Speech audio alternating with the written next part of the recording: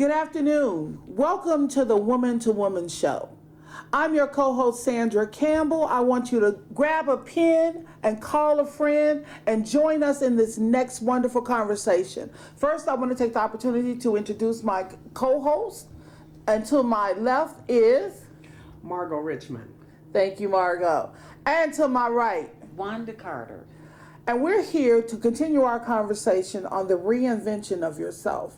I don't think that's even so more important as to what we're going through now with the coronavirus and having to modify our lifestyles and maybe even change our jobs. I think a lot is going to come out of this pandemic that we didn't expect or anticipate. Yes. And not being prepared may not have been a bad thing, because sometimes change, when it comes as needed. That's true. And we don't have to always know when there needs to be a change. So, Wanda, let's start out again. We're gonna, backing up and doing the continuation of our last show. We were talking about how innovation, technology has influenced our life and how we do things in our jobs. Again, speaking to current time, we're currently here in the city of Chicago. We're running out of water. No one has hand sanitizing wipes or Clorox wipes or Lysol wipes, and we're not giving anybody a plug. And it's really hard now to even find the simple things that once filled the shelves when it comes to cleaning. That's right. No antibacterial dishwash whatsoever. Yeah, I went to the store yesterday, and the shelves were bare. And the line at Walmart on 83rd and Stewart was from the front of the store to the back of the store. And everybody had carts of all kinds of stuff, water, they had bleach. The shelves were empty because they had taken all that stuff off the shelves. So, you know, I'm coming in, I see all these lines, and I said, this is the black Walmart. Because when I go to the white Walmart, there don't be all these lines. And so I walked up to the security guard and I said, is the store closing? Because the shelves were bare. And he was like, no. He said, people have been coming in here all day buying everything. He said, we don't have time to stock the shelves. Oh, the restock. He said, so the shelves are empty, but when we clear the store out tonight, we'll restock the shelves. Well, I observed a lot because, I started 2 weeks ago. When it first came out, I know I have people in my family with respiratory conditions. I have a little respiratory condition also. But I go all the way back. I'm 65, but I go all the way back to when we had many other situations similar to this, but all the way back to when I was a little girl. And all we had in our house was dishwashing liquid, and we had bleach. Okay. And I knew if push came to shove, if we had the bleach, we fine. Yes. So all you had to do. But I looked at the carts at Sam's Club when I was up there in Michigan, and I saw bleach, every kind of disinfect you could name. And the only thing that I could do and feel was I was praying that nobody in that household would combine those chemicals together. Yeah. Because if you got bleach, Oh, you mean the pneumonia? you got pneumonia, and dishwashing liquid, you're not supposed to put it with bleach.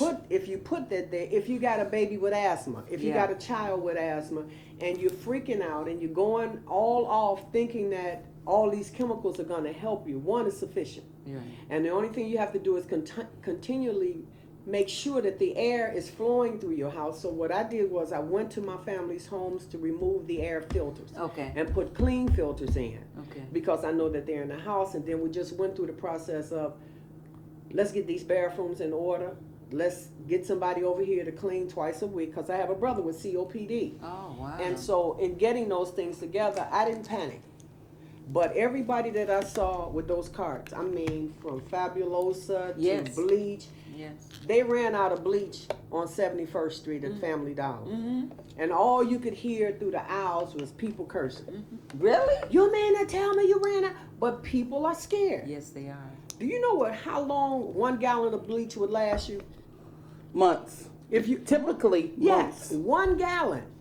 That's what I'm talking about. So what are we gonna do? All we can do is just kind of calm each other down a little bit and just make sure that people are taking their medication, call your family members, and just kind of ease them through this whole process. Because I think that we walked through, I lived in Gary, Indiana, with all the steel mills. Okay. And I could leave and go in the house at 10 o'clock at night and come back, and I got a white car, and all of the soot from the steel mills would cover my car. Really? Not the whole entire car, but you can see all of the black spots. Oh, wow. So I lived over in Gary 20-some years, and those people who lived over there, I know people now that's still walking around, and they're almost 96, 97 years old, and they lived through this whole process, and they worked in the coke plants, but Yeah. you know, and a lot of them are not as sick as some of the other ones that was Right. unfortunate. Right.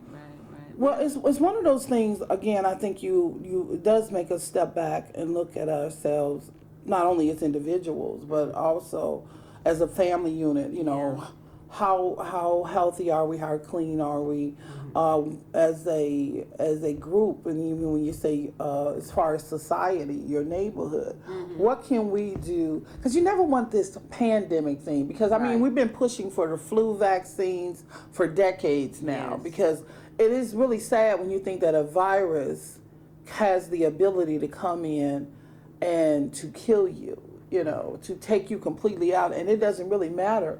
We right now we're looking at the age of those that are 80 and above, because again, as you get older, your immune system gets weaker and you're compromised. But there can be some young folks, like this year, my daughters have friends. They're 34, and last year they let me know in 2019 that they had 4 friends in their age group, immediate age group, who died from pneumonia. Really? Oh yeah. So it's one of those things that you really got to be, if you're not mindful and if you're not conscious, you need to become aware. Yes. You need to become aware just to protect yourself, your loved ones, your friends, your co-workers, and not so much, you know, be so hysterical about it, because now it's a different kind of hysteria. The other thing I think people fail to understand is that they say, well, why are they closing the schools? That's the worst thing to do. How are people, well, like they said, we don't want to overwhelm our medical institutes with that, because that just adds to the problem. Yes. It doesn't make it better. And those people that work in the hospital, they're already overwhelmed because they're going to, the news said that they're going to be sending people home that have non-essential jobs. But the doctors, the nurses, the x-ray techs, the respiratory techs, the lab people, they will have to stay and do some kind of a rotation, because they are always there, always necessary. Yeah, but you know what's amazing to me? The President of the United States of America, he was saying, bump your knuckles together, or touch your elbows together. But however, I'm looking at him on television, and everybody's asked him a question, how come you wasn't tested when you had a man that was right next to you, right in your back, who tested positive? So, and I think the very next day, or either the same day, he shook hands with about 5 people. I saw him. And then when they asked him again, when are you going to be tested? He said, oh, don't worry about it, but we didn't watch through the process. So let me just tell you what my theory is. I know that people are going to die.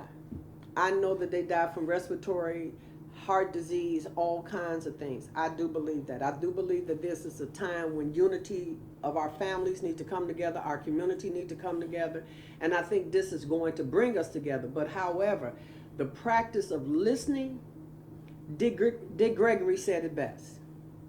He said, stop looking at all of the things that's going on and look at the big picture.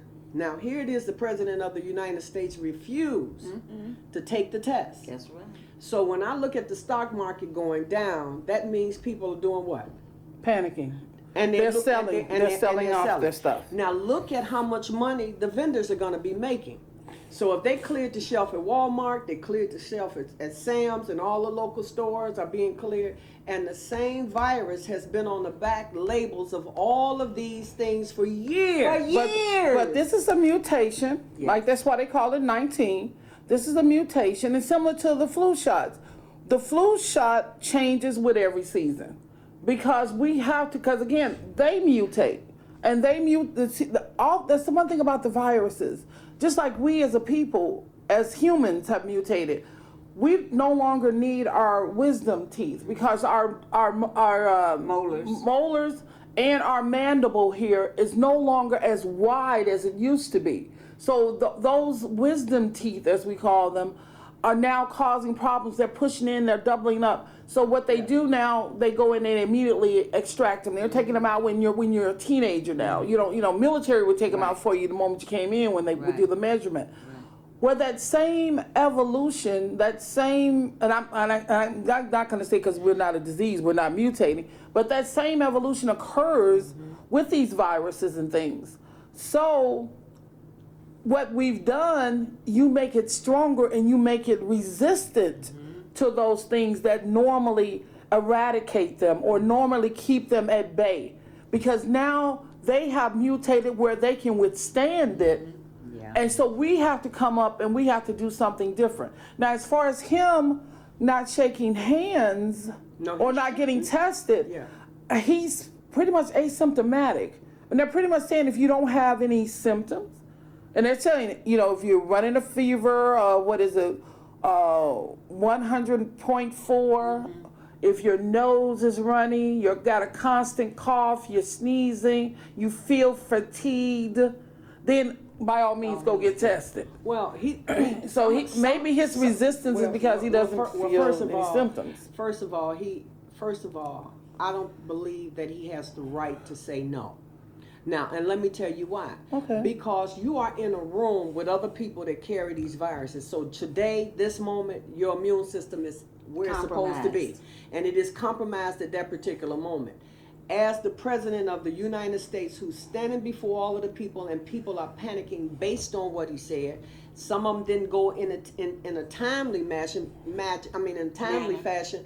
So they stayed at home because he made it not as clear or not as urgent. And all of the medical team that was around him was saying, this is urgent. So now you got the people all upside down, twisted all around. So that hysteria. Well, you know what? I don't know if we can blame one person or any group of people for people with this hysteria. This man is the leader of this country, this United States. When you mess with China, who controls everything. It was 6 of us in one counter, in one aisle. Everything in that doggone aisle in the food section, 80% of the things that I picked up said China. You start messing with China, China mess back with you. So they sent people over here with this virus, so it may have come from America. I don't know where it came from. Dick Gregory said the shit has been here for years. Yeah. That's what Dick Gregory said. But wait and all of the time, look, Sandra, I don't care what nobody says. I don't give a damn what you say, Wanda, nobody else. I lived in the projects in the Durban homes. We didn't have running water. It was below zero, and they said it was smallpox, all kind of stuff. People died and people continued to live. I lived in Abilene. So I ain't freaking out over this stuff. Yeah. Well, and again, And if I die, listen, I'm an insurance agent. If y'all out there and y'all don't have no insurance, y'all ain't got no insurance, get some insurance because at least somebody should be able to buy some chicken afterwards. We couldn't do that. I'm telling you, listen, I think it's a conspiracy. Come on, Wanda. I think it's a conspiracy because when the United States had those planes flying to those buildings, they said it was terrorism. Right. But we found out later it was us. So I think... Not me. I wasn't included in that. Don't say no. United States. Okay. Well, so I think since this virus has been around for so long and it's mutated, obviously, what caused the mutation? But again, and I think that it's a ploy because it's time for election and take the focus off the president who was in trouble, about to get impeached, but didn't happen because the Senate didn't do it. I think it's a strategy to take the focus off of him and put it on this disease, and people he will win the election because he saved the day. He released all that money so that the states could get. But people, I don't think people think that way. I don't think they're looking at him as the knight on the white horse, of course, or the Messiah, or the Redeemer, He or the said he Savior, or was. the He said he man. was. You can make your mouth say anything. Just because you say it, don't make it so. You can make your mouth say anything. It's so true. Then he said he was the Messiah. But- and then all the ministers came and laid hands on him and prayed for him, and he was still looking like The that. president? Yeah. Oh Lord. But wait a minute, wait. Oh, But it is as a ploy. She keep but wait a on minute, saying this. Why you as keep putting this community butt conjunction in there? activists, our position is to eradicate hysteria and provide truth and accuracy Okay. So to the let's do public. that. There is no Is it a proof, ploy? no proof, No proof. no proof No. whatsoever that this is a ploy. There is no proof that China did this deliberately to the U.S. or the rest of the world. I never said There is no proof that this was some kind of tactic being used to help 45 get reelected. There's no proof. Well, but then- it is out there though. It is out there. Well, say It it is right out now. there Say if you tell the want people to. I don't care if you're in the grocery stores. I don't care if you're in the churches. I don't care if you're at the cemeteries. I don't care if you're in the schools. It is out there, and all of these things that you guys mentioned, and probably some others that haven't been mentioned yet, but that is human nature. This is what humans do when they can't wrap their heads around it and come up with a justification, which again, you don't need to justify everything. And again, I'm not going to even get into the spiritual realm of anything. That's a plague. But you cannot. Is it a you plague? Can't, What is a plague? is Moses and Aaron down here right now with us? Yes. No. Yes. Yes, No. they are. There's millions Moses, of them. only been one Moses, one Aaron. Well, first of so all, again, don't- you're raising your voice, and again, we and want you to again, sip some more water. again, did you hear that? Do you have proof? Because without proof, all we're doing is pumping up hysteria. When we And don't put fear, because you want to ease people's I ain't minds. trying to Easing people fear- into no, but I want reality, people to girl. be aware. Your reality may not be That's a our plague. reality. That's a plague. Oh Lord. I know it is a situation that we all need to be very mindful and take very serious. Because anything that can adversely influence your health and your ability to continue to live, you need to be concerned about. This is not the common cold. No, it's not. It has serious ramifications. Yes, it does. And if we I think can that be a little cleaner Yes. to stop the spread, Yes, because like you said, some people are going to contract it anyway. It's Yes. because of their immune system, their inability to stave off and to fight these things. But if there is a possibility that you can prevent yourself, your family members, your loved ones from contracting it, or if they do contract it where Be it's proactive. not so severe, because there are people who've had this, and again, they had mild symptoms as they went through. And they talked about that the other day, because several people have gotten over this, and since they were first noted here in the U.S., because they've gone through that process. So not everyone has died, and we have not had that situation where everyone has had to be in ICU because they've contracted it. But to keep from overwhelming our medical institutions and to try to get in front of this virus, because right now we're not. Right now, like you said, it has the potential and has already had the potential to infect many, even those who are not currently showing that they're infected right now. So what the steps and the measures that we've taken are appropriate, and we need to just continue to do the same thing we would do for anything else, Matter be of fact, clean. Matter of fact, I know for a fact that it would be great to also, since this does affect our immune system, is they need to also let the numbers out about how many people are walking around with pneumonia. Find out how many people. If you put the real numbers out here, then you'll slow down.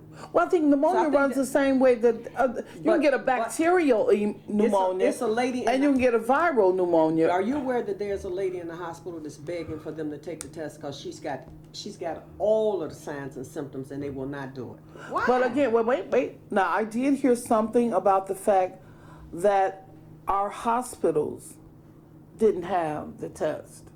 They couldn't give the test. Well, they have that has come out. Yeah, but in her that case, there's a serious shortage of tests, Yeah. and there was something on one of the news stations where they were saying that people were coming into the emergency room with flu-like symptoms, with the symptoms they tell you to go get checked for.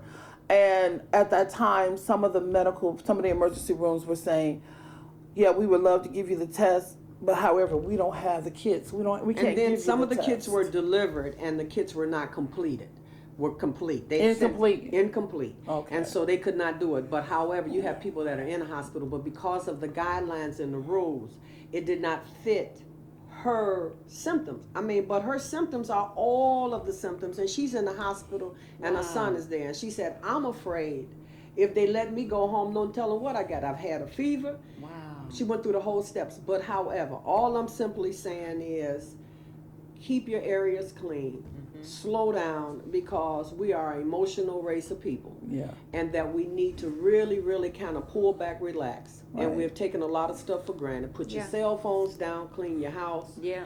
When your Excuse me. Yeah. Clean those cell phones. Yes. The cell phones, and they put this out years ago, and I believe it was on Dateline or one of those in the evening, because I was glad they put it on prime time, where they did a sampling of a person with their cell phone. They had several of them.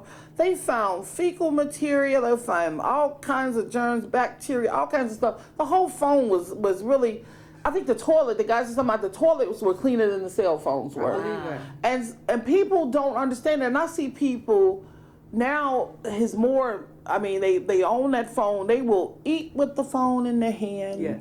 They driving with the phone. They changing the baby with they cannot put that phone down. Yes. I mean, and it's like if they don't have their phone, they actually spaz out. Yeah. And then the adults are passing their phones to their grandchildren. Yes. And they're doing everything with it. Now, how retarded is that? Well, How you gonna excuse give me? How retarded No, is that? we don't you use that word. Okay, you don't use retarded? Well, what's No, you that's offensive. Well, guess what? I am so sorry for being offensive, but however, grandmothers. You might say how keep it- ignorant is okay. Okay, Or inappropriate. Inappropriate or Yes. ignorant? Okay. Yes. That's, All right, well, I apologize for saying retarded. Don't you keep saying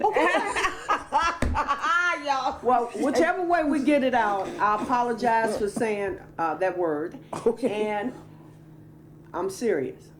Grandmothers, fathers. I was in the store and the baby threw a tantrum. She told her dad, give me your cell phone. The dad said, not right now. The little girl had to be, I want to say she was 3.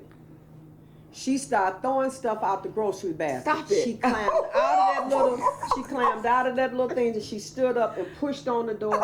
He put her back down in there. She said, give me your cell phone, Daddy.